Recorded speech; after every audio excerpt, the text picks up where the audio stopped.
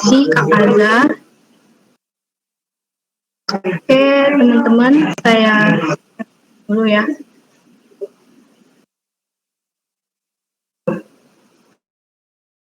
Ini gimana Kak? Udah ada Kak tampilannya? Udah kan Anda, udah terlihat. Oke. Ini udah masuk kayak ke PPT? Sudah Kak, sudah. Baik.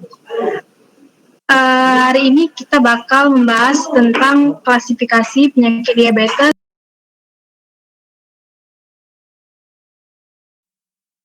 dasar-dasar scanning. Nah, pada hari ini kita akan membahas implementasinya langsung.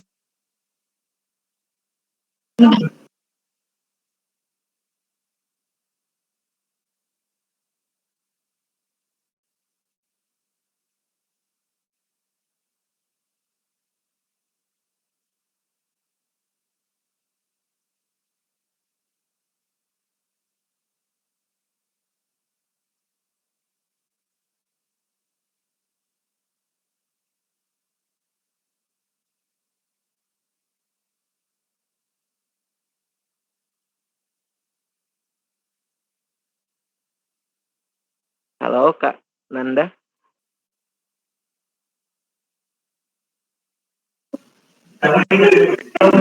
Halo, gimana Kak? Ini kedengaran nggak Kak suaranya? Oh, kalau barusan di aku hilang sih. Kalau yang lain gimana teman-teman? Suaranya Iya, masuk nggak? soalnya tadi di sini mati lampu Kak. Oh, oke. Udah nyala lagi Kak.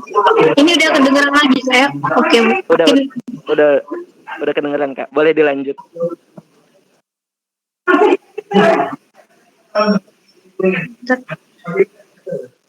Ini udah di slide mana Kak?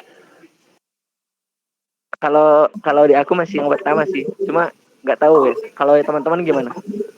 Udah di slide apa itu machine learning belum? Belum kalau di aku.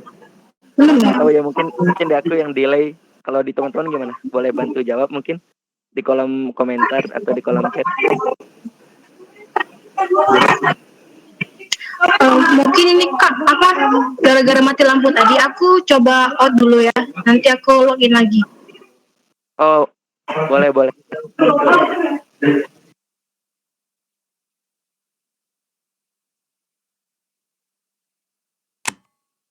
Mohon maaf ya teman-teman, ada sedikit kendala teknis. Jadi bisa ditunggu lagi sampai Kanandanya masuk.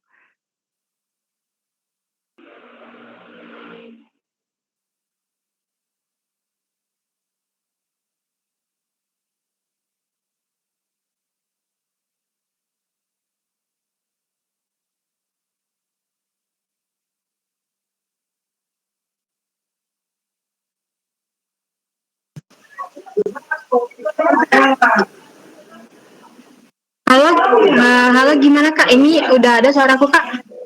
Halo Kananda, udah ada suaranya. Oke.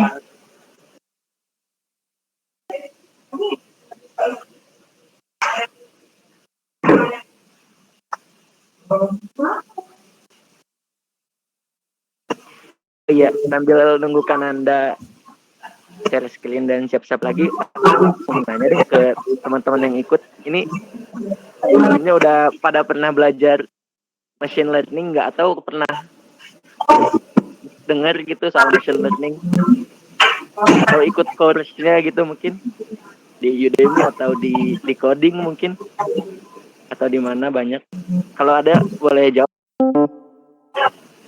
Kak Viko udah pernah sebelumnya Kak?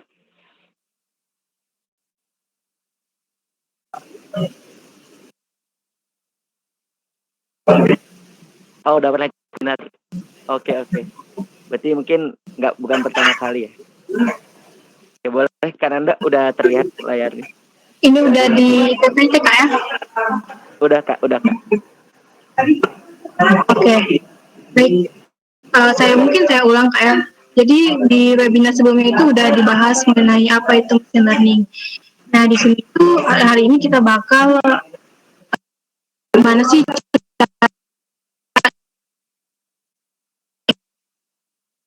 implementasinya menggunakan set. Jadi ya sekarang untuk metode otomatis dari skupul data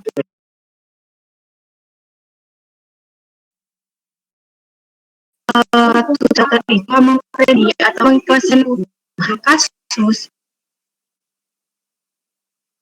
itu dari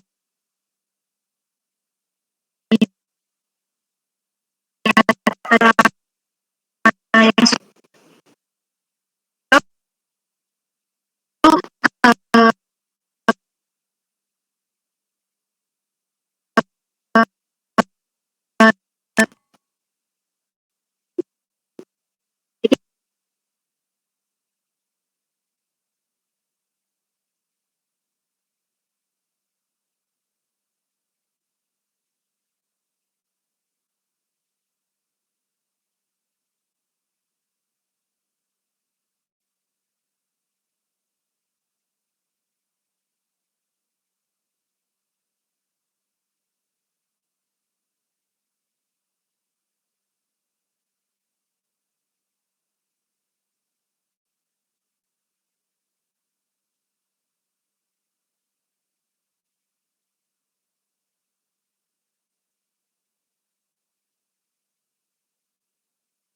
Halo, ini Kanandanya keluar ya?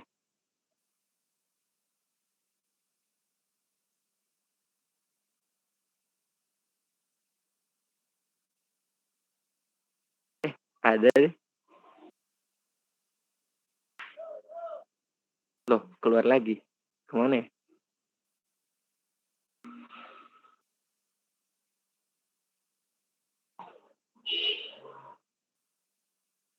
Oh, kampusnya Kananda mati lampu sebentar ya.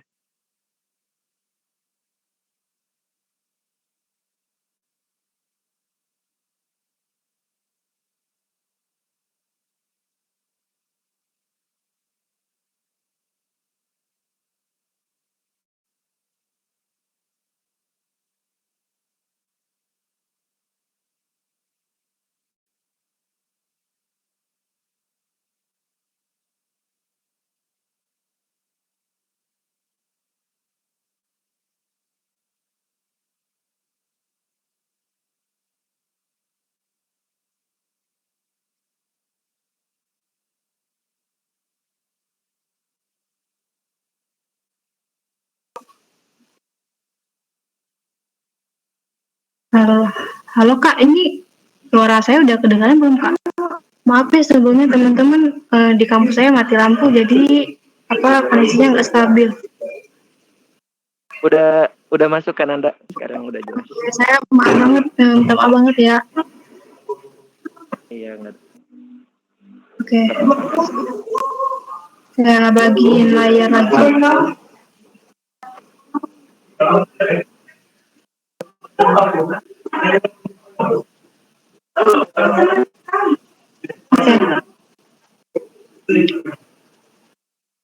Oke, cara kerja dari machine learning. Oke, gimana sih cara kerja sebuah machine learning itu?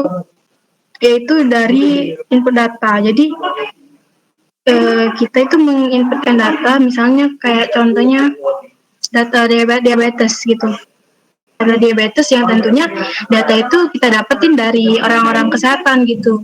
Dan data yang kita dapat dari orang kesehatan itu masuk ke mesin learning algorithm, kemudian bakal diprediksi. Tapi sebelum masuk ke prediksi itu, datanya di training dulu gitu. Harus di training dulu. Kemudian setelah di training menggunakan algoritma dari mesin learning itu sendiri, kemudian kita buat model dari mesin learning itu sendiri. Sebenarnya algoritma mesin learning itu banyak sih, gitu. Kemudian setelah modelnya sudah jadi, sudah bagus, akurasinya sudah bagus, baru masuk ke prediksi. Nah, di prediksi ini, ketika prediksinya baik, itu bisa dilanjutkan lagi ke training. Gitu. Jadi flowchart-nya itu muter-muter gitu. Jadi istilahnya tuh mesin itu bisa belajar secara otomatis. menggunakan data yang sudah dimasukin tadi. Nah, seperti yang saya katakan tadi, kalau machine learning itu algoritma itu banyak, mulai dari deep learning, assemble gitu, kemudian neural networks, regulation, kemudian rule system, ada lagi regression, kemudian decision tree, dimensionally reduction, kemudian index based, dan clustering. Banyak sih kalau ditanya apa aja algoritma dari machine learning itu sendiri. Dan juga sekarang itu contohnya jadi deep learning kan. Deep learning itu ada CNN, Convolutional Network, terus ada lagi RNN, Recurrent Neural Networks. Nah itu sekarang itu si CNN itu bisa digabungin ke RNN, itu namanya CRNN. Sebenarnya algoritma yang ada di depan kalian ini ada banyak lagi sebenarnya sub-subnya gitu. Ini cuma sebagian kecilnya gitu. Nah, nanti pada hari ini kan kita mau kasih dataset dari Kaggle ya. Itu datasetnya itu yaitu diabetes. Nah, nanti tuh bakal menggunakan metode KNN. Knowledge. Nah, jadi KNN ini adalah metode klasifikasi, yaitu dengan cara mengumpulkan data gitu. Mengumpulkan data, data itu akan dipilih dan akan diklasifikasikan. Nah, misalnya gini, kita lihat gambar ini ya. Ini kelas A ini misalnya diabetes, kelas B-nya ini misalnya tidak diabetes. Nah, ini misalnya kita mau uji prediksi data misalnya bintang merah ini. Nah, bintang merah ini termasuk diabetes atau tidak, tapi menggunakan tetangga terdekat. Kemudian ada lagi net bias. Jadi net bias itu metode klasifikasi menggunakan probabilitas dan statistik. DBS ini juga memprediksi peluang di masa depan berdasarkan pengalaman di masa sebelumnya. Atau maksudnya itu yaitu memprediksi dengan data masukan atau data training gitu. Jadi tahapan dari algoritma net bias itu yaitu dengan menghitung jumlah kelas variabel, kemudian menghitung jumlah kasus per kelas, kemudian kalikan semua variabel kelas dan bandingkan hasil per kelas. Nah, kemudian dataset yang digunain untuk hari ini itu berasal dari Kaggle. Itu Prima Indians Diabetes Database.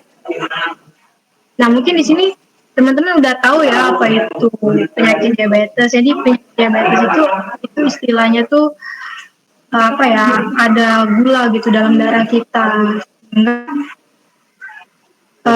Kan gula itu kan biasanya sebagai sumber energi utama kita kan, namun karena kekurangan insulin ataupun resistensi terhadap insulin itu menyebabkan gula itu menumpuk di dalam darah kita sehingga kesalahan kita itu terganggu gitu. Misalnya kayak kalau saya tahu nih ya, mungkin teman-teman nanti bisa ditambahin ya. Misalnya kalau orang-orang diabetes itu kalau terluka gitu, nah luka itu bisa parah, padahal lukanya cuma dikit kan, tapi gara-gara dia diabetes akhirnya itu lukanya itu parah sampai biar tertentu bagian yang terluka itu membutuhkan. Nah, dataset yang kita ambil dari Kaggle tadi itu terdiri dari beberapa variabel, yaitu presinensius, yaitu jumlah berapa kali si pasien itu hamil, kemudian glukos, konsentrasi glukosa darah di plasmanya, kemudian blood pressure, tekanan darah diastoliknya, kemudian skin thickness, itu nilai yang digunakan untuk memperkirakan lemak dalam tubuh si pasien itu, kemudian insulin, itu insulin ya, insulin serum 2 jam, kemudian ada BMI, itu indeks massa tubuh, kemudian ada diabetes prediction function, itu informasi tentang riwayat si pasien itu, apakah kerabatnya dan hubungan genetika kerabatnya itu sebelumnya itu pernah nggak mengalami diabetes gitu dan umur si pasien. Nah, sedangkan outcome-nya itu atau kelasnya dalam dataset itu terdiri dari 2 kelas, yaitu 0 sama 1. 0 itu berarti si pasien itu tidak menderita diabetes, sedangkan 1 itu menunjukkan bahwa si pasien itu menderita diabetes. Jadi teman-teman, kalau misalnya ditanya, apa sih, ngapain sih anak komputer gitu mendeteksi diabetes, sebenarnya yang bisa mendeteksi diabetes itu ya orang-orang kesehatan gitu. Jadi tugas kita itu adalah ketika kita sudah dapat data dari mereka, nah data itu yang kita olah tuh. Apakah data yang mereka berikan itu termasuk diabetes atau tidak? Dan sebenarnya sih algoritma machine learning ini sendiri nggak cuma bisa mendeteksi diabetes, banyak misalnya kayak mendeteksi gender ataupun mendeteksi kecepatan atau dan lain-lain gitu. Oke, mungkin kita langsung aja ke programnya. Nah, sebenarnya programnya ini saya di ini ya, collab. Nah, tapi misalnya teman-teman mau offline itu bisa di Jupyter Notebook ataupun di Spider, bisa. Nah, yang pertama kali yaitu kita from google.colab import drive. Nanti di sini nanti bakal diminta dulu apa kode. Jadi tinggal kalian klik, nanti akan ada link, terus kalian klik link itu tinggal next aja udah dapet apa kodenya. Kemudian import, di sini saya gunain Pandas, NumPy sama Seaborn library-nya. Kemudian kita masukin dataset dan ingat teman-teman, ini tulisannya jangan salah besar kecilnya huruf ataupun hurufnya, titik komanya, karena kalau misalnya salah bisa error gitu. Dan letak kalian menyimpan data itu di mana gitu. Oke, nah di sini kita bisa lihat ya dataset kita itu. Ini data 5 data teratas. Kemudian, nah jadi sebelum kita masuk ke algoritma machine learning itu sendiri, kita eksplor dulu tuh data kita. Kita lihat dulu informasi yang ada di data kita. Ternyata di data kita ini terdiri dari 9 variabel gitu.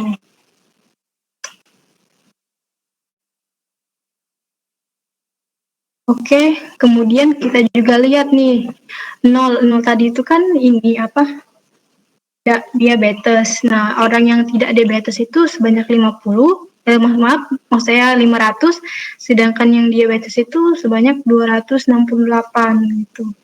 Kemudian kita bisa visualisasikan data diabetes sama tidak diabetes. Ini banyak data ya. Banyak data kita itu 768, sedangkan variabel yang kita gunain itu 9. Dan kolomsnya ya, columns dalam dataset ini. Nah, kemudian salah satu sebelum kita masuk ke algoritma ataupun learning, jadi kita tuh lihat dulu tuh data kita, apakah ada data yang nol, apakah ada data yang hilang atau enggak gitu, dan ataupun yang lain-lain gitu. Dan ternyata ini nol datanya, data yang nol. Nah, itu df describe. Nah, di sini untuk melihat informasi data kita. Nah, di sini bisa dilihat ya, di sini min atau nilai terendah. Nah, di glukosa, kemudian di blood pressure, skin thickness, kemudian insulin, semua BMI itu kan masih ada data nol gitu kan. Istilahnya tuh masih ada data kosong gitu. Misalnya contohnya kayak gini lah. Tuh. Misalnya ini nomor 9 ini kan masih data nol. Karena logika aja kan nggak mungkin blood pressure orang itu nol kan, ataupun skin thickness orang itu nol gitu. Jadi untuk untuk menanggulangi itu, jadi data anual itu harus diisi dengan nilai rata-ratanya gitu. Jadi biar hasilnya juga nanti maksimal. Nah, kecuali yang ini, pregnancy ini kan kehamilan. Kalau misalnya nilai teritanya 0 ya nggak apa-apa kan, pasti orang yang nggak pernah hamil kan, misalnya kayak cowok nggak pernah hamil gitu, itu nggak masalah sih. Ya, mungkin kita lanjutin. Tapi kalau misalnya data teman-teman itu tidak ada nilai minimumnya itu lebih dari 0,0, itu untuk tahap ini lanjutin aja.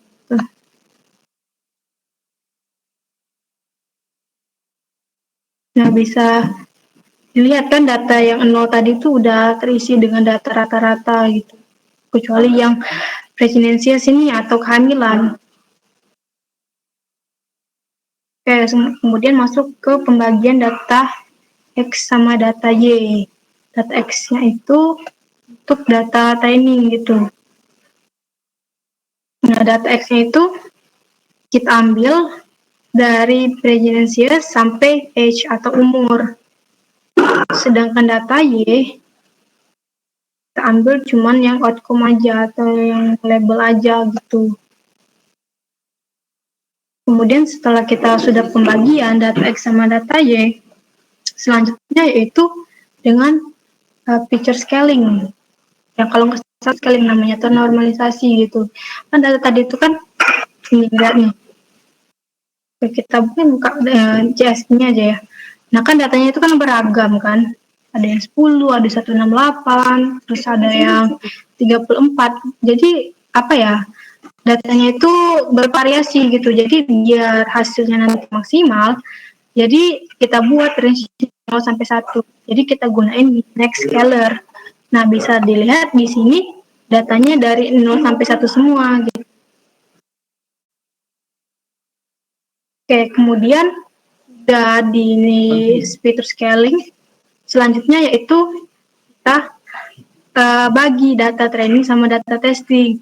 Data testingnya 10%, sama data trainingnya 10%, data testingnya 10% gitu. Itu barulah kita masuk ke algoritma dari machine learning itu sendiri. Nah, di sini saya cuma pakai KNN sama Bayes karena kalau mau dicobain satu-satu itu banyak ya teman-teman. Nah, di sini Snackbot-nya saya gunain 9 gitu. Nah, di sini bisa kita lihat kalau akurasi training itu 80%, 80,6%, sedangkan akurasi testingnya itu 81,8%. Nah, kemudian untuk convolutional metric. Nah, di sini sih kalau untuk kasus klasifikasi convolutional metric itu sangat mempengaruhi gitu. Jadi di sini kita melihat ya TF atau true positif, terus FV, true false positif, false negatif, true negatif. Nah, di sini kan 1. Nah, 1 tuh kalau di sini tuh kan diabetes. Kalau 0 itu kan tidak. Berarti pasien dari data training yang diabetes itu sebanyak 400. Sedangkan pasien yang terdiagnosa tidak diabetes, terdiagnosa diabetes, tapi sebenarnya dia itu diabetes, itu 49. Sedangkan pasien yang terdiagnosa diabetes, sedangkan dia tidak diabetes itu sebanyak 84, sedangkan pasien yang tidak diabetes itu 157. Dan ini sama juga sih cara bacanya kayak gitu juga. Itu data testingnya gitu. Ini yang salah, jadi salah prediksi di sini kalau testingnya itu 6 sama 8 gitu. Salah prediksi. Dan sisanya itu prediksinya benar. Kemudian bias itu data trainingnya 7,6%, sedangkan tesnya 83,11%. Kemudian kita lihat juga convolutional matrix. Nah, di sini yang salah prediksi itu 85 sama 49.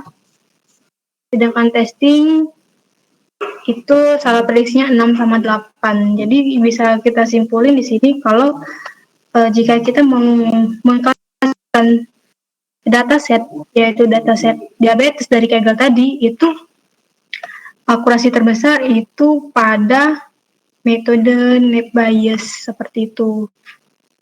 Tapi menurut saya sih hasil yang saya bagus itu kayaknya atasnya itu nah itu 95% ke atas gitu. Nah di sini saya hasil saya tidak terlalu maksimal. Nah mungkin teman-teman ya pelajaran bagi kita semua. Jadi sebelum kita mau learning itu kita lihat dulu tuh data yang kita gunain. Nah di sini data saya tuh kayak kurang balance gitu kan. Sedangkan dulu saya pernah di Iris itu data saya balance dan alhamdulillah saya dapatin 97,7% menggunakan metode neural network. Tuh. Mungkin itu aja Kak Fazah.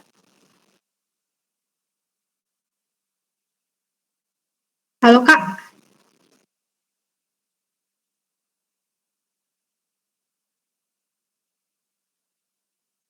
Halo gimana Kak? Kak Fazah.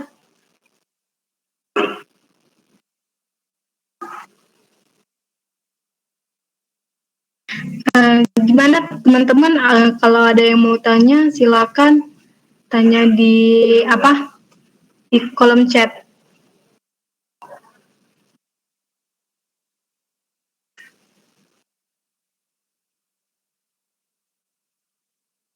Mungkin Kak Fazah lagi terkendala kali ya. Kak Ramad yang bagus ya. Kalau ditanya sih yang bagus itu saya bilang paling bagus. Oh itu yang paling bagus bisa karena itu kita testing terlebih dahulu ke program yang kita gunain gitu. Tapi untuk dataset ini, dataset machine learning dataset diabetes ini metode algoritma yang terbagus itu di net bias gitu. Tapi sejauh saya pernah program itu bagus neural network karena kan kalau neural network kan banyak ada epoch jadi belajarnya tuh banyak gitu. Jadi kalau menurut saya sih algoritma terbagus untuk saat ini itu epoch gitu. Maaf epoch lagi neural network Kak.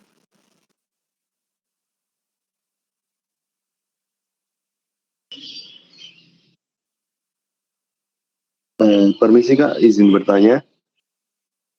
Iya boleh Kak. Bagian model AM ketukan di confusion metric itu tadi boleh minta tolong dijelaskan lagi Kak. Oh, confusion metric. True positifnya. Boleh Kak, boleh. Interpretasi datanya gimana ya Kak? Jadi Kak ya, untuk kasus klasifikasi itu memang dibutuhin Kak confusion metric. Jadi confusion metric ini adalah tolak ukur untuk mengukur akurasi. Karena akurasi itu kan dari true positif ditambah true negatif dibagi true keseluruhan data gitu. Nah, kalau di sini kan kita lihat nih, di sini di satu. Nah, satu itu kan kalau di kita satu itu adalah diabetes kan. Sedangkan 0 itu adalah tidak diabetes gitu Kak. Nah jadi 400 ini maksudnya adalah pasien yang terprediksi diabetes itu adalah 400. Nah sedangkan 49 ini adalah pasien yang terprediksi tidak diabetes tapi sebenarnya dia adalah diabetes itu adalah 49. Sedangkan EPN tadi kan adalah pasien yang tidak diabetes, berarti pasien yang terprediksi diabetes tapi sebenarnya dia tidak diabetes itu adalah 85.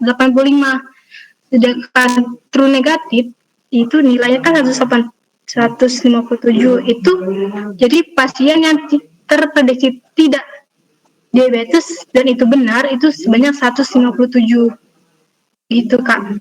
Jadi gimana tadi Kak? Apakah udah jelas?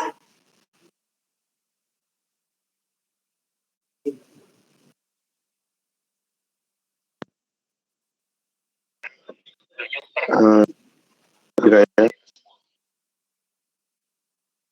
Gimana Kak? Agak putus-putus Kak.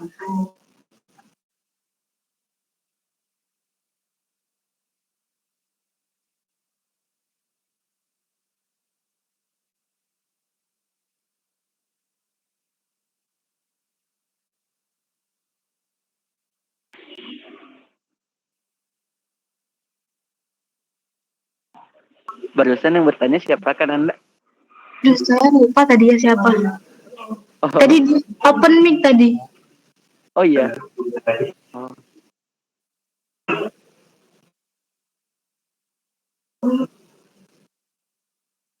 Oke, mungkin buat teman-teman lain ada yang mau ditanyakan lagi?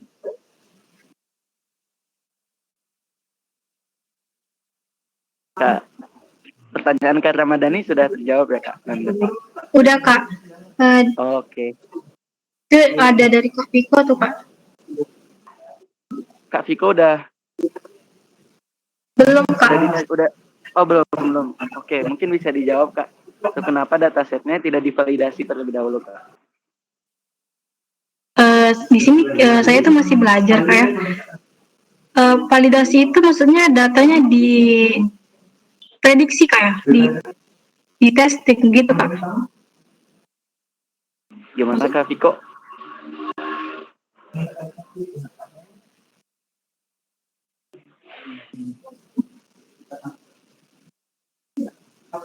Kak Viko boleh on mic juga boleh untuk menanggapi tanggapan dari kanan Anda. Kalau misalkan untuk ngetik cukup potkan gitu.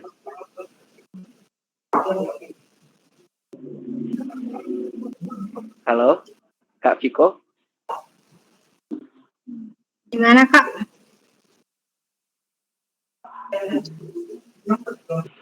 Kak Viko ada?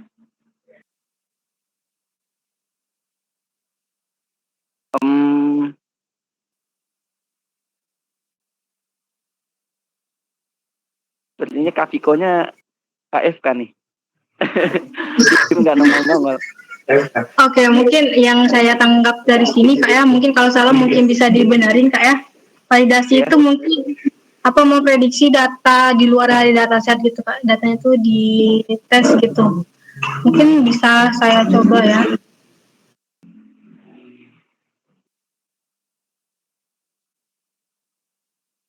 Oke, kita masukin dulu datanya. Oke. Di sini tadi kan Kak, jadi urutan kita masukin data itu berdasarkan data set Kak. Jadi misalnya urutan pertama itu yes gitu, kemudian glucose, kemudian blood pressure, kemudian skin thickness, sampai age gitu, umur. Jadi biar lupa kita ketik aja mungkin.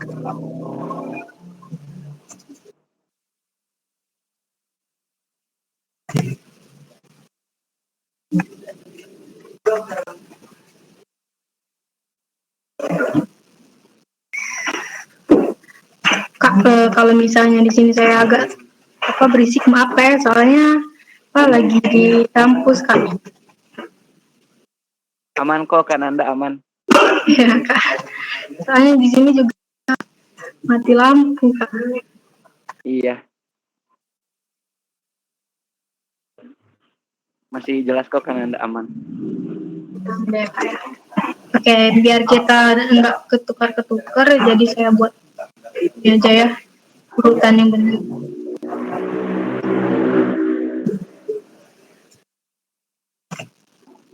Nah, kan urutan pertama itu kan kehamilan. Jadi misalnya dia itu tidak hamil, kita buat 2 aja lah. Maksudnya dia hamil gitu. Udah pernah hamil 2 kali. Oke, kita buat 2. Kemudian glukosnya, contohnya berapa ya? 100, random aja Kak ya. kemudian blood pressure-nya kita 66, kemudian skin test-nya itu 20, insulinnya 90, BMI-nya 2, berapa ya? 2,9 lah, misal aja ini Kak ya. Kemudian diabetesnya itu kan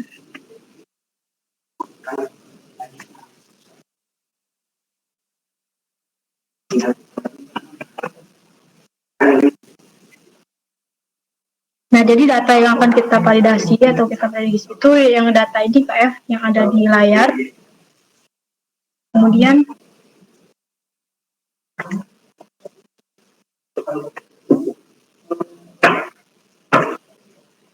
kita prediksi itu menggunakan metode KNN lah misalnya.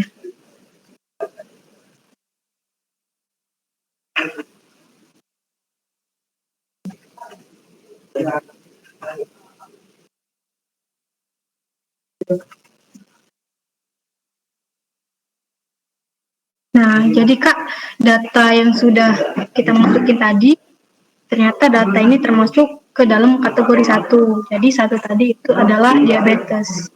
Gitu Kak. Jadi cara validasinya itu kita masukin dulu tuh data kita tuh.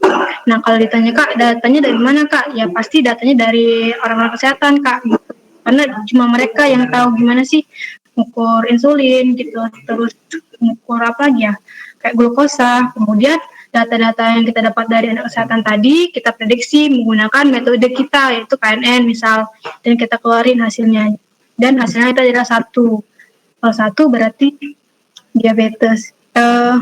Ya benar diabetes. Mungkin gitu Kak Faza.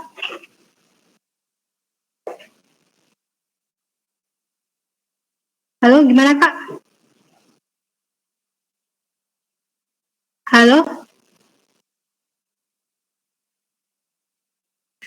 Halo, gimana Kak? Apa Kak udah jelas?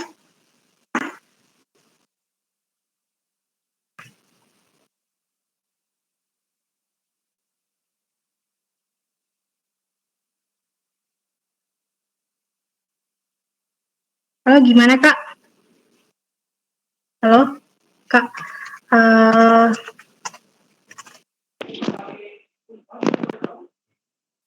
Gimana Kak Halo Faza? Kak Nanda. Udah ya Kak Nanda? Sudah beres? Iya, udah Kak. Gimana? Oke. Oh, ya mungkin karena kalau misalkan udah nggak ada pertanyaan lagi, Itu ada tuh Kak ditutup dari aja ya Kak Nanda. Kak Ramadhan. Iya, masih ada lagi Kak. Oke. Boleh aja langsung dijawab Kak Nanda pertanyaannya. Oke.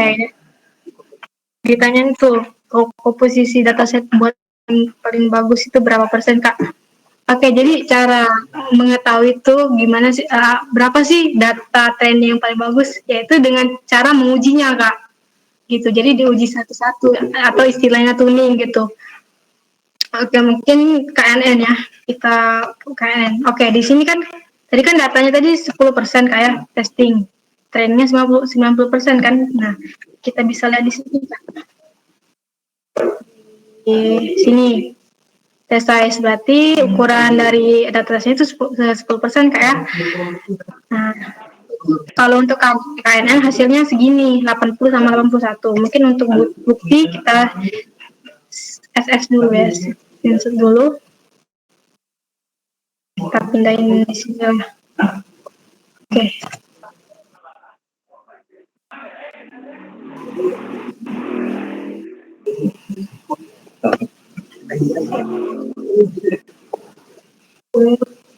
Oke. Untuk 10% gitu kayak hasilnya. Kemudian kita coba datanya 80 training sama 70 testing. Dan 20 maksud saya.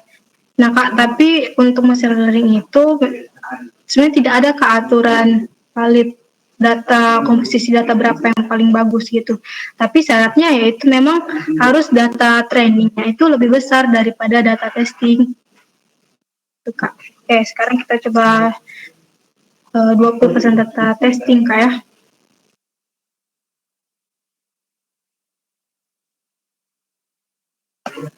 Oke, kita lihat yang KNN. Nah, ternyata yang KNN ini data trennya itu 79, sedangkan tesnya itu 81. Jadi, kalau cara saya gini, Kak, untuk cari akurasi hasil yang terbaik tuh gitu. Jadi banyak-banyak tuning, Kak. Mungkin kita cukup 3 kasus saja, Kak, ya.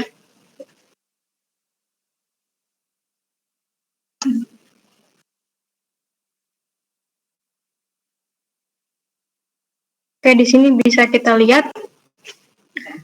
Di sini 80 sama 81, sedangkan di sini 79 sama 81 ya. Berarti lebih besar 10% tadi, Kak, ya. Oke, 10% kita catat, terus kita tuning lagi, Kak. Itu memang agak repot sih sebenarnya untuk cari best performance. Kita tuning lagi, tadi kan 80, kita tuning lagi, mana ya? Ini jadi testingnya 30%, trainingnya 70%.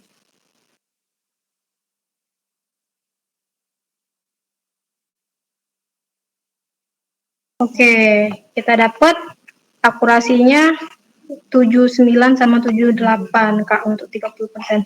Jadi didapat kesimpulan bahwa untuk kasus ini, Kak, ya, untuk kasus dataset diabetes yang dapat dari Kaggle itu, pembagian data yang bagus itu 10% data testing, 90% data training. Itu, Kak. Mungkin gimana, Kak Azhar?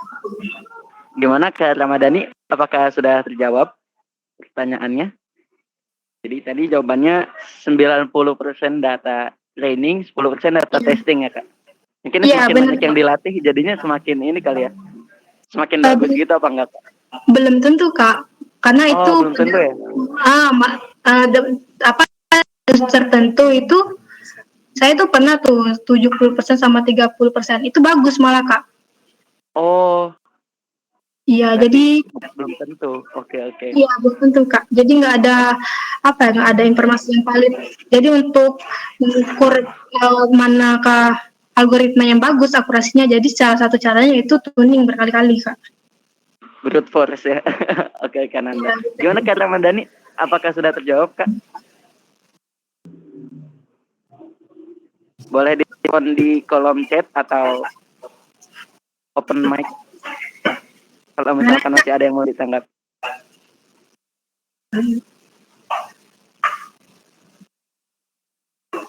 Mungkin udah cukup kali kan Anda, udah nggak direspon lagi sama Kak Ramadhani.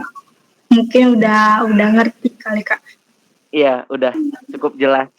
Iya, Kak. Penjelasan dari Kak Anda.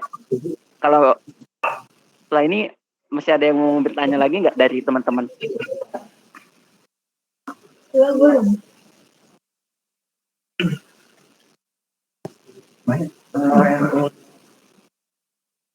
Gimana kan Anda? Kita hitung aja atau gimana nih enaknya?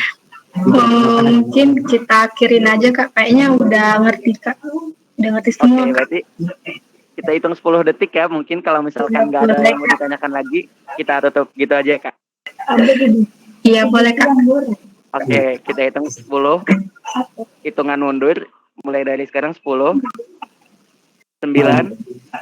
Kalau misalkan nggak ada yang mau ditanyakan lagi, akan kita tutup acaranya ya. 8, 7, 6, 5, 4, 3, 2, 1. Oke. Mungkin udah, Kak. Nggak ada pertanyaan lagi dari teman-teman di sini nih. Baik, Kak. Dari Kananda ada closing statement mungkin buat teman-teman yang lagi belajar machine learning atau untuk mengakhiri pemaparan Kananda sore hari ini? Mungkin closing statement saya itu, jadi sebelum kita masuk ke algoritma machine learning, kita tuh harus tahu dulu tuh dataset kita.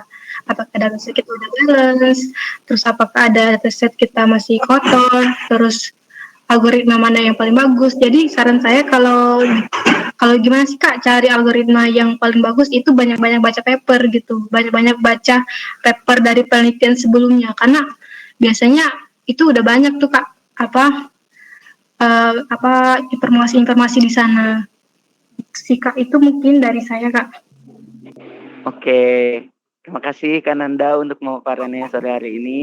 Iya sama-sama Eh, Kak.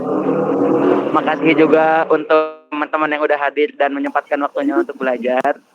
Semangat terus dari aku, karena machine learning dan data science ini salah satu skill yang cukup penting dan prospektif ya karena Iya, ya. iya benar Kak. Oke, mungkin aku juga pamit undur diri sama Kananda. Aku tutup pertemuan sore hari ini dengan salam mungkin ya. Oke, Assalamualaikum warahmatullahi wabarakatuh. Waalaikumsalam warahmatullahi wabarakatuh. Boleh teman-teman melanjutkan aktivitas sore harinya. Makasih ya sekali lagi yang udah datang. Makasih juga buat Kananda. Iya, sama-sama Kak. Oke, terima kasih juga Kak Muhammad Naufal udah datang. Makasih Kak Nur Anissa udah datang juga. Oke, teman-teman boleh melanjutkan aktivitasnya masing-masing. Aku juga pamit undur diri ya. Dadah, selamat sore semua.